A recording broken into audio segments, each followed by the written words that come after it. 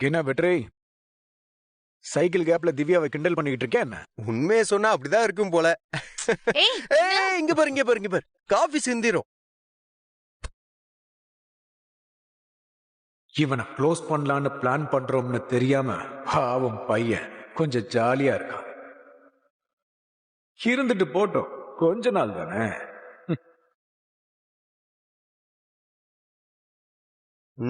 திவ்யா எடுத்துக்கோமா.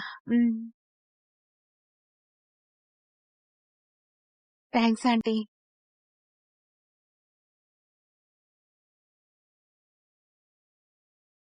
பாப்பல வெற்றி. இல்ல இல்ல பரவாயில்ல விடு. ஸ்வேதா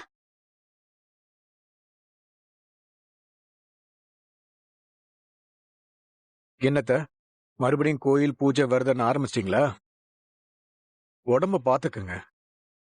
ஆமாமா, லாஸ்ட் டைமே பிபி சுகர்லாம் ஏறி கஷ்டப்பட்டீங்க, ஞாபகம் வச்சுக்கோங்க.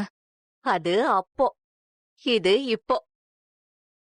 மனசு சந்தோஷமா இருந்தா தெம்பும் தானா வந்துரும். எந்த வியாதியும் கிட்ட கூட நெருங்காது. மா, நீங்க கொஞ்ச நாளாவே ஒரு மார்க்கமா தான் இருக்கீங்க. நம்ம ஜோசியர்கிட்ட கல்யாண விஷயமா சொன்னேன். ஏற்கனவே அவர் மாப்பிள்ளை ஜாதகத்தை பார்த்துட்டு அவருக்கு கொஞ்சம் நேரம் சரியில்லைன்னு சொன்னார்ல. அதுக்கு பரிகாரமா வெளியூர்ல இருக்கிற 7 தோஷ நிவர்த்தி ஸ்தலங்களுக்கு போயிட்டு என்ன நல்லா செய்யணும்னு லிஸ்ட் எழுதி கொடுக்கறதா சொன்னாரு. நாம இந்த வார கடைசியில கிளம்பணும். என்னம்மா திடீர்னு?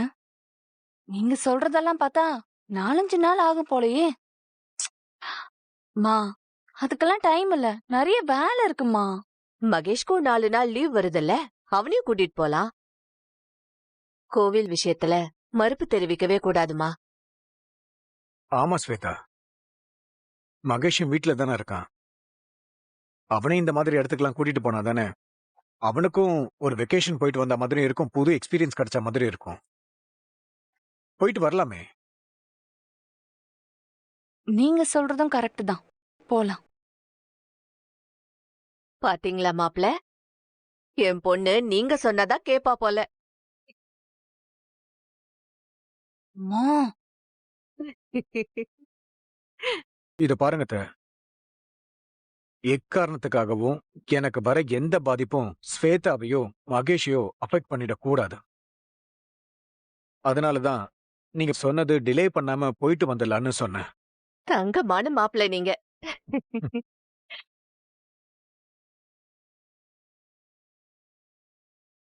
திவ்யா, நீ எங்க கூட வரல?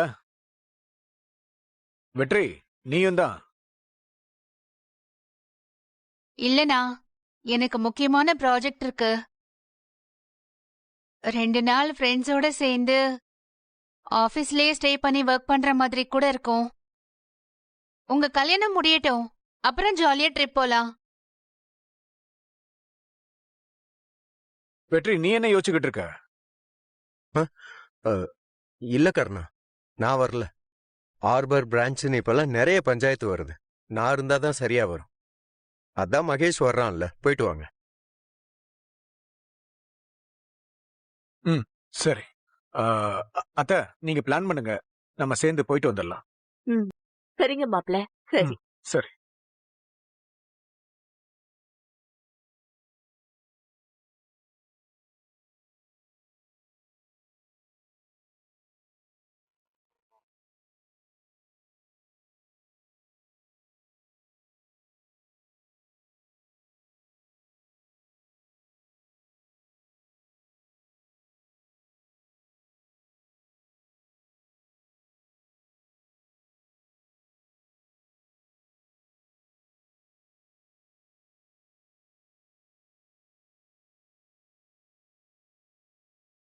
அம்மா, அப்பாவும் தியாவும் ஏமா இன்னும் வரல? அப்பா போனும் எடுக்கல, என்னம்மா இருக்கும்? தெரியலடா, நேரம் ஆக ஆக எனக்கும் பக்கு பக்குன்னு தான் இருக்கு.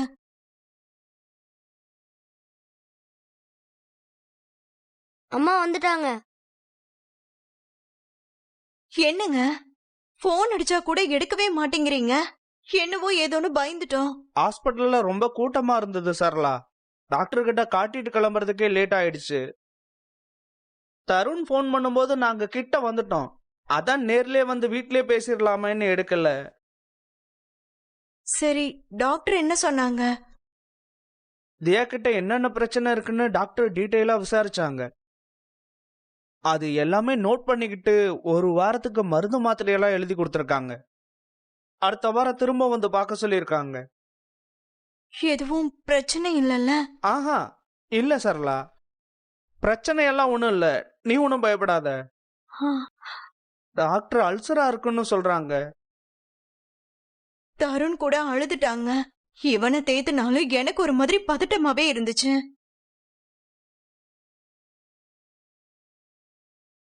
தியா, உன் நிலைமை புரியாம சரியா சாப்பிடலன்னு திட்டிட்டேன்டா. சாரிடா. பரவாயில்லம்மா. சரி, உனக்கு என்ன வேணும்னு சொல்லு, நான் செஞ்சு தரேன். சரளா, கொஞ்ச நாளைக்கு அதிகமா காரம் சேர்த்துக்க வேணாம்னு சொல்லியிருக்காங்க. இட்லி, இடியாப்பம், தேங்காய் பால், பருப்பு சாதம், அந்த மாதிரி காரம் இல்லாத சாப்பாடா கொடுப்போம். இந்த கடையில வாங்குற கூல்ட்ரிங்க்ஸ், ஸ்நாக்ஸ் எல்லாம் கொஞ்சம் சரியாகிற வரைக்கும் குறைச்சுக்க சொல்லியிருக்காங்க. சரிங்க. பாவம் தியா, நல்லா சாப்பிட வேண்டிய வயசுல வாயை கட்டுப்படுத்த வேண்டியதா இருக்கு. எல்லாம் குணமாகற வரைக்கும் தானே, சீக்கிரமே சரியாயிடும். சரியா? சரிங்க.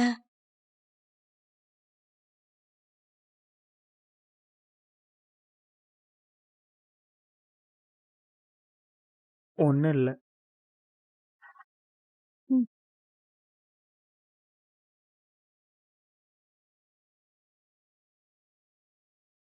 இது கொண்டு போய் அவகிட்ட கொடு.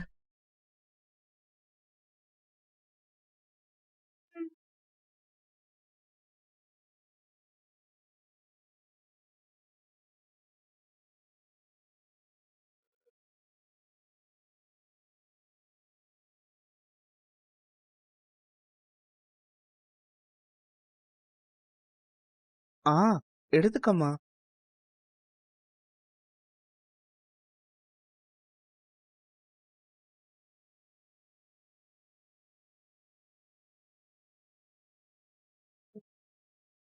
வா.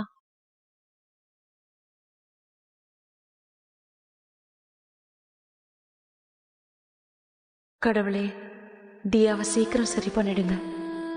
அவ அழுதது மனசு கேட்கவே இல்லை.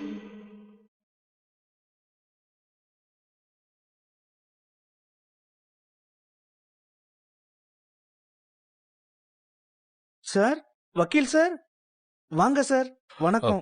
எப்படி இருக்கீங்க சார், சார்? வாங்க சார். நல்லா இருக்கேன். நீங்க எப்படி இருக்கீங்க? லாஸ்ட் டைம் வந்தப்போ கூட உங்களை பார்க்க முடியல. நல்லா இருக்கேன்னு பொய் சொல்ல முடியல சார்.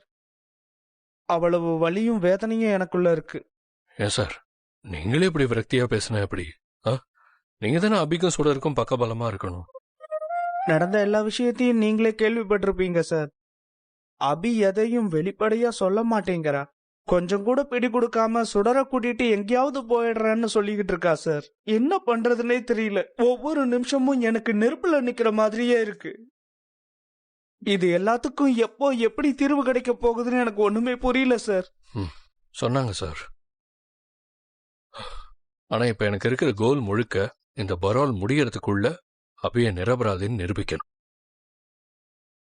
அதை மட்டும் எப்படியாவது செஞ்சிருங்க சார். எங்க வீட்டு குலதெய்வமா நினைச்சு நாங்க உங்களை எல்லாரும் கையெடுத்து கும்பிடுவோம். என்னங்க நீங்க?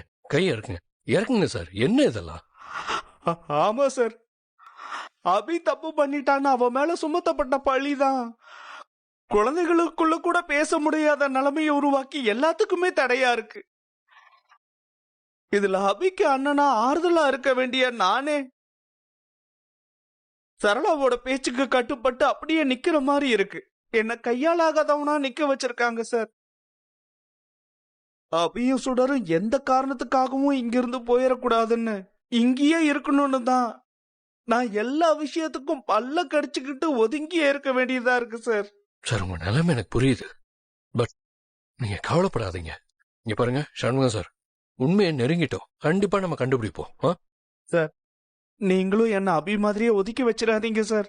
உங்களுக்கு ஏதாவது உதவி தேவைப்பட்டா எனக்கு தெரியப்படுத்துங்க. எனக்கு சொல்லுங்க, கண்டிப்பா நான் வந்து செய்வேன் சார். அப்படிலாம் எதுவுமே இல்ல. உங்க ஹெல்ப் தேவைப்பட்டா நிச்சயமா நான் சொல்றேன். சுடர் அவ அப்பா தான் கேப்டன்னு தெரியாம அந்த வெற்றி கூட பழகிட்டு இருக்கா. அந்த பிரச்சனை எப்ப பூதாகரமா ஆகும்னு நினைச்சா எனக்கு இன்னும் பயமா இருக்கு சார். பாவம் சார் என் தங்கச்சி. எப்படிதான் இவ்வளவு ரணத்தையும் மனசுக்குள்ளேயே வச்சு தாங்கிட்டு இருக்கான்னே தெரியல. உண்மைதான் சார். அதுவும் இவ்வளவு விஷயத்த அவங்க தனியா சமாளிக்கிறது சாதாரணம் கிடையாது சார். அபிக்கு வில் பவர் ஜாஸ்தி சார். சார், அந்த வெற்றியால எப்படி சார் மனசாட்சியே இல்லாம எங்க சுடர் மேல உரிமை கொண்டாட முடியுது? ஆ? அவனை நினைச்சாவே எனக்கு ஆத்திரமா வருது சார். ஆனா இது எல்லாத்தையும் அபிக்காக தான் சார் நான் பொறுத்து பொறுத்து போய்கிட்டு இருக்கேன். அவனை நம்பி எல்லாத்தையுமே விட்டுட்டு போனேன். என் தங்கச்சிக்கு துரோகம் பண்ணி அவளை இந்த நிலைமைக்கு ஆளாக்குனது மட்டும் இல்லாம அந்த நம்பிக்கை துரோகிக்கு இப்ப ஆடு பகை குட்டி உறவுங்கிற மாதிரி அபி பெத்து வளர்த்த சுடர் மட்டும் வேணுமா சார் அவனுக்கு? இருந்தாலும் இல்ல சார், என்ன அபி சுடரை வந்து கேப்டன் சொல்லி அவன் கூட பேசுறதுக்கு விட்டுருக்கவே கூடாது சார். சார் உங்ககிட்ட எப்படி சொல்றதுன்னு தெரியல சார். அபி ரிலீஸ் ஆகுற வரைக்கும் நம்ம கொஞ்சம் பொறுமையா தான் சார் இருக்கணும். வேற வழி இல்ல. சுடர்கிட்ட அவன் தான் அப்பா. என் தங்கச்சி படுற எல்லா கஷ்டத்துக்கும் காரணமே அவன் தான் அவகிட்ட சொல்லிட்டா சுடர் புரிஞ்சுப்பால்ல சார்? புரிஞ்சுப்பால்ல? அப்படி செஞ்சா அவரை லீகலா அப்ரோச் பண்ண பாப்பாரு. அது சுடருக்கு தான் சார் ட்ரபிள் ஆகும். அட கடவுளே சார், இவ்வளவு சிக்கலுக்கும் காரணம் அந்த வெற்றி தானே. அவனை அந்த கடவுள் கூட மன்னிக்கவே மாட்டாரு சார், மன்னிக்கவே மாட்டாரு. நான் முதல்ல மகேஷோட அப்பா கிட்ட சொல்லி அவனை வீட்டை விட்டு வெளியே துரத்தி விட சொல்ல போறேன் சார், சொல்லிடுறேன். எல்லா பிரச்சனைக்கும் அடித்தளம் போட்டதே அந்த கர்ணாதான்னு புரியாம பேசுறீங்களே.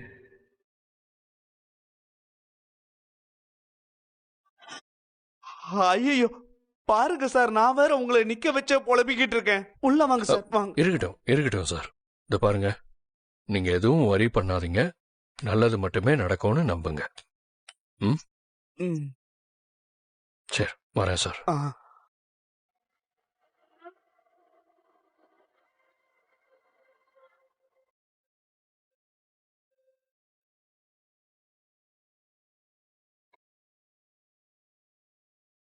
பாவம் தியாக்கு இப்பெல்லாம் அடிக்கடி வயிறு வலி வருது. ஏன் ஹாஸ்பிட்டல்ல காமிக்கலையா? மாமா கூட்டிட்டு போனாரு, ம். மருந்து கொடுத்திருக்காங்க. சரியாயிடும்டா.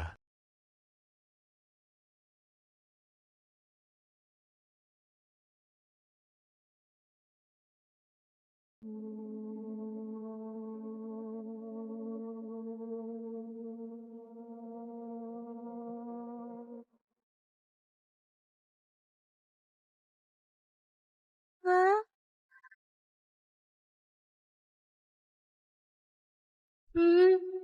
இவர் எங்கேயோ பார்த்திருக்கோமே.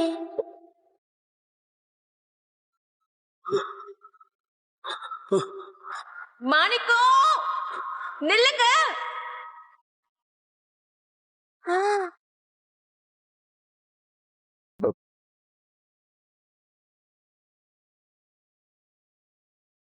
ஹேய் சுடர், என்னாச்சு?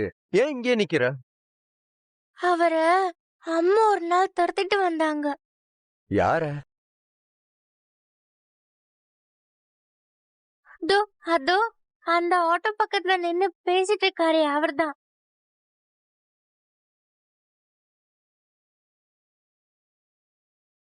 மாணிக்கம்மா?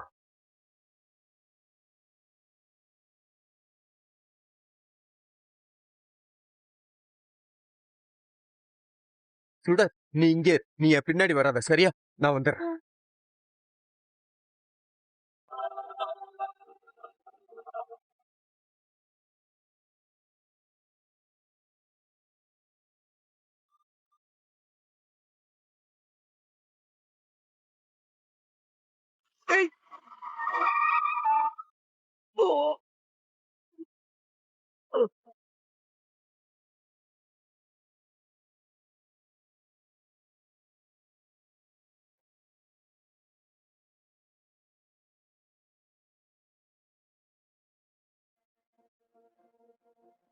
கேப்டன்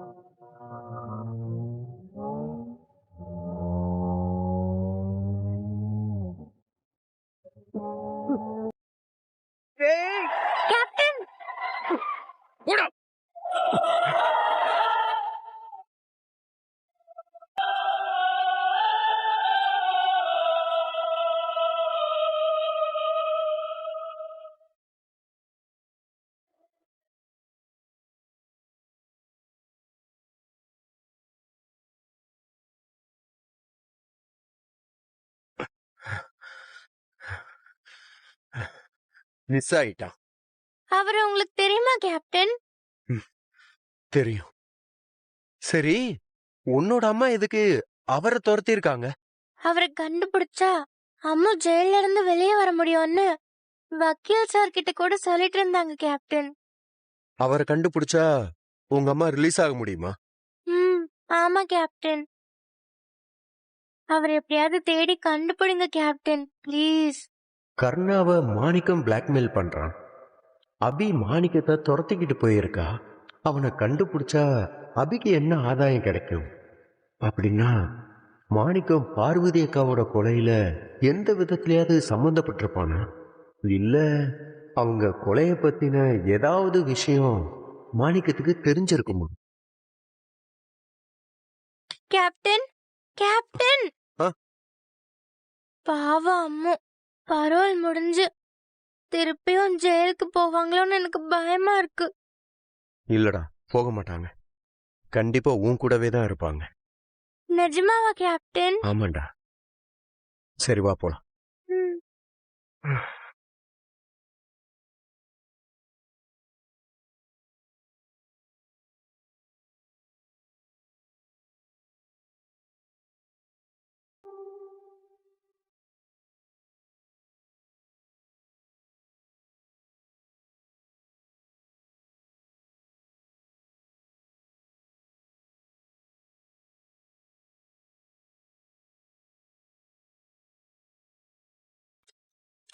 சரிங்க, நான் எல்லாத்தையும் பார்த்துட்டேன். அப்புறம் ப்ரொசீட் பண்றேன். அப்ப நான் கிளம்புறேன்.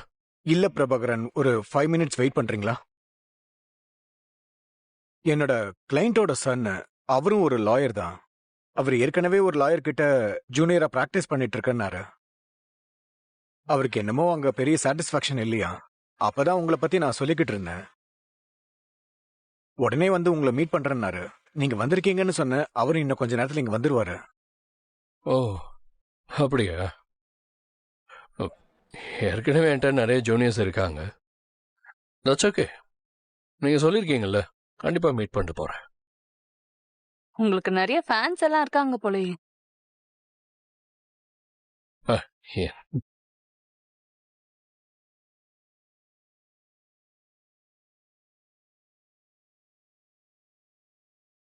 சார், வாங்க.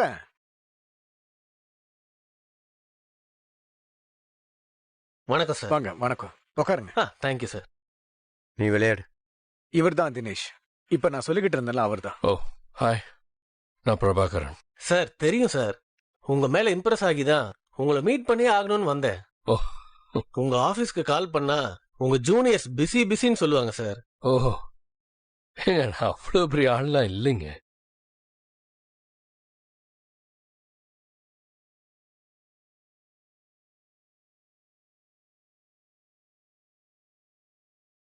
பிரபாகரன் சார், நீங்க இந்த ஜெயில் கைது கேஸ்ல ஆர்கியூ பண்ணி சென்னையில மோஸ்ட் பாப்புலர் லாயர் வீரபத்ரன் சாரே ஆஃப் பண்ணீங்க பாருங்க. அதை என்னால மறக்கவே முடியாது சார். அந்த கேஸ லைவா பார்த்ததுல இருந்துதான் நான் உங்ககிட்ட சேரணும்னு இருந்த ஆசை கோலாவே மாறுச்சு சார். அபி பத்தி ஏதாவது ஆரம்பிக்கிறதுக்குள்ள இங்க இருந்து கிளம்பிடணும்.